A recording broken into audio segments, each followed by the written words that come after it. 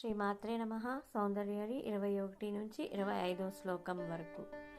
తటిల్లేకా తన్వీం తపనససి వైశ్వానరమయీం నిషన్నాం షన్నామయుపరి కమలానాం తవ కలాం మహాపద్మాటవ్యాం హృదితమలమాయేన మనసా మహంతః పశ్యంతో తదిమ పరమాహ్లాదలహరిం భవాని త్వాం దాసి మయి వితరదృష్టిం సకరుణాం ఇతి స్తోతుం వాంఛ నత్కదయతి భవాని త్వమితి యః తదైవ త్వాం తస్మై దిశసి నిజ సాయుజ్య పదవిం ముకుంద బ్రహ్మేంద్ర స్ఫుటమకుటనీరాజితపదం త్వయా హృత్వా వామం వపురి పరితృప్తేన మనసా శరీరార్థం శంభో రపరిమపి సాంఖ్యే హృతమభూత్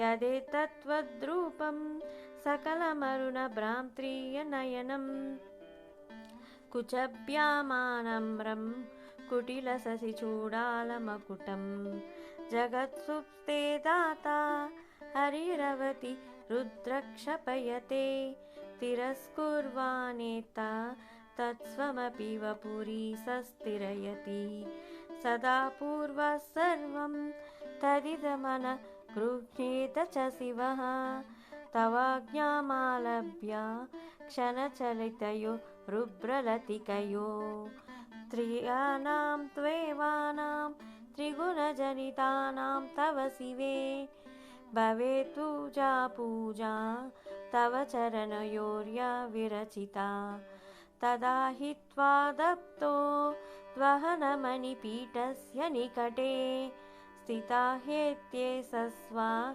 ముకుళితకరోత్తం సమకుటః. శ్రీమాత్రే నమః. శ్రీమాత్రే నమః. క్షమా ప్రార్థనా శ్లోకం. యదక్షర పదభ్రష్టం మాత్రాహీనం చ యద్భవేత్ తత్సర్వం క్షమ్యతాం దేవి నారాయణి నమోస్తుతే. శ్రీమాత్రే నమః.